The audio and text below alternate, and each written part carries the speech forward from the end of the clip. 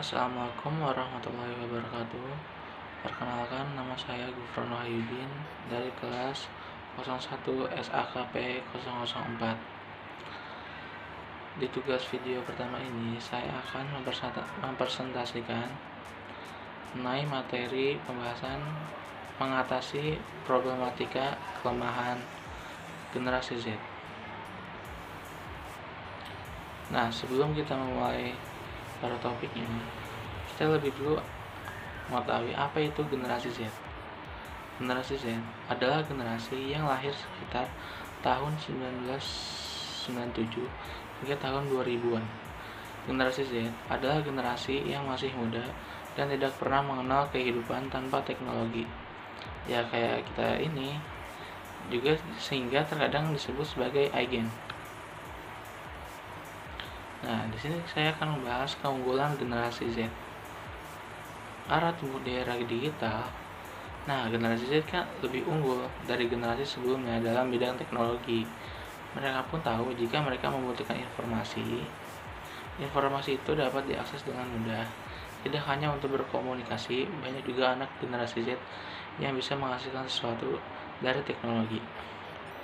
Bahkan banyak di antara mereka yang berambisi untuk sukses, percaya diri, serta berpikir kritis dalam memecahkan masalah. Nah, saya akan mengenai kelemahan generasi Z dan cara mengatasinya. Pertama, kecanduan internet. Seperti yang kita tahu, generasi Z seringkali main komputer atau tidak bisa hidup tanpa smartphone. Kenapa begitu? Karena kebutuhan mereka selalu terpenuhi dengan adanya internet. Hal tersebut wajar terjadi, namun bukan hal yang baik. Kita sebagai generasi Z harus bisa membagi waktu saat menggunakan internet, sehingga tidak berlebihan dalam menggunakan smartphone maupun komputer. 2. Harus serba instan.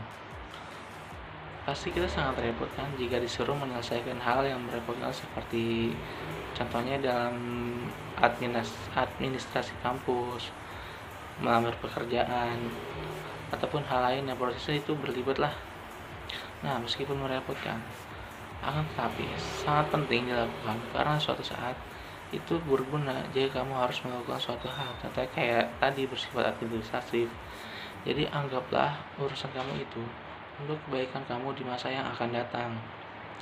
Yang ketiga, tidak loyal. Tidak loyal para generasi Z kebanyakan melibatkan atau lebih ke arah perusahaan. Karena biasanya generasi Z bersifat opportunistis. Jadi kalau ada suatu hal yang dapat lebih menguntungkannya, para generasi Z tidak segan-segan melangkahkan kakinya ke perusahaan yang lebih menguntungkannya dalam pekerjaan. Maka dari itu, para generasi Z disebut memiliki sifat tidak loyal. Nah, cara mengatasinya yaitu membangun suasana kerja nyaman, serta mengukur keseimbangan antara perusahaan dengan style atau manfaat kita dalam bekerja di perusahaan tersebut, teman-teman. Nah, banyak juga sekali yang permasalahan generasi Z yang tidak dapat saya uraikan satu persatu.